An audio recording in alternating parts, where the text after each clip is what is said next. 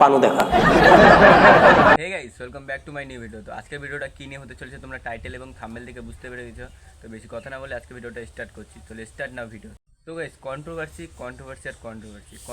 এখন তো একটা ট্রেন্ড হয়ে গেছে। তো কাকে নিয়ে আজকে কন্ট্রোভার্সি হবে সেটা আর কেউ না, আমাদের মিনময়দা, যার চ্যানেলের নাম সিনেবাপ। তো আসো খেলবো। ভাইটাল টপিক নিয়ে আপনাদের সাথে আলোচনা করব। তো গাইস, দাদা আজকে একটা ভাইটাল টপিক নিয়ে আলোচনা করবে। তো ভাইটাল টপিকটা কি, চলো দাদার মুখে শুনে নিই। চলো ভাই। পানু দেখা। বুকে হাত রেখে বলতে পারবে জীবনে কখনো পানু দেখোনি? তাই নাকি দাদা? বুকে হাত দিয়ে বলতে হবে? তা বলছি না, বুকে হাত দিয়েই বলছি, আমি জীবনে পানু দেখিনি। যদি না দেখে থাকো ডাক্তার দেখাও। তাই নাকি দাদা? ডাক্তারও দেখাতে হবে আবার?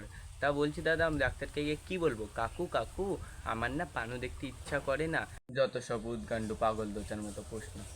হ্যাঁ, আপনারা কি জানেন পানু ক প্রকার? না দাদা না, আমরা পানু কি তাই জানি না। তো তুমি বলো পানু কয় প্রকার? পানু বেসিক্যালি দু প্রকার, ও আচ্ছা আচ্ছা, তাই নাকি? পানু দু প্রকার, তা কি কি দাদা? দেশি পানু এবং বিদেশি পানু। ও আচ্ছা আচ্ছা, এদের মধ্যে আবার ডিফারেন্সও আছে নাকি? তা কিরকম ডিফারেন্স দাদা? এদের মধ্যে ডিফারেন্স জানেন হচ্ছে লোকেশন। ও দাদা, তাহলে কি তুমি মিয়া খালিপার ক্যামেরাম্যান নাকি, এত লোকেশন জানো? সঠিক বলেছেন। দাদা তুমি কিভাবে পানু দেখতে? খুল্লা কম্পিউটারে লাগিয়ে পুরো দেখছি, পুরো আধ্যাত্মিক লেভেলে চলে গেছে। আচ্ছা, তার মানে তুমি কম্পিউটারে দেখতে? তা দাদা বলছি যে তুমি যখন পানু দেখতে তোমাকে কেউ দেখে ফেলেনি? কারণ তুমি তো বলে তুমি খুললেই ভাবে পানু দেখতে। হঠাৎ বাবা চলে এসছে। এই রে, মার গেলেছে, আর কেউ না স্বয়ং বাবাই দেখে ফেললো। তারপর কি হলো দাদা? পেছন থেকে বাবা, এগুলো কি দেখছিস? পানু। আমি জানি এগুলো পানু, কিন্তু কেন দেখছিস? তুমিও জানো?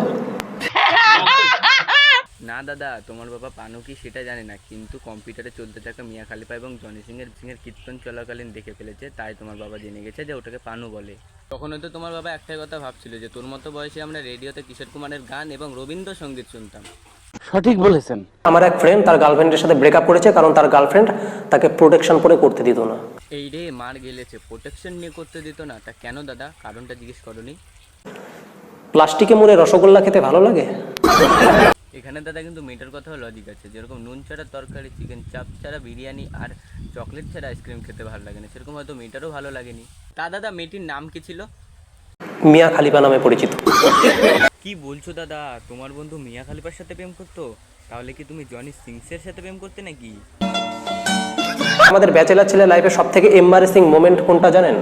না দাদা, আমরা তো ঠিক জানি না, তুমি বলো। ওষুধের দোকানে গিয়ে কন্ডম কেনা।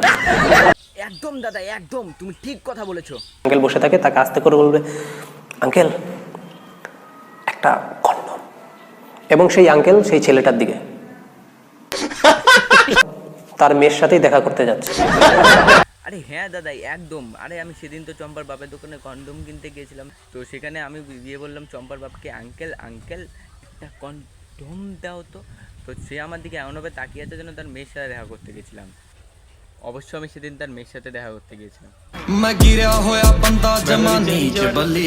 হে গাইস, আজকে ভিডিওটা এখানে এন্ড করছি। যার ভিডিও ভালো লাগছে তার লাইক এবং সাবস্ক্রাইব করে দাও। তাড়াতাড়ি 1K সাবস্ক্রাইব কমপ্লিট করতে হবে। কি করছো, তাতে সাবস্ক্রাইব করো। দেখা হচ্ছে নেক্সট ভিডিওতে, ততক্ষণের জন্য টাটা।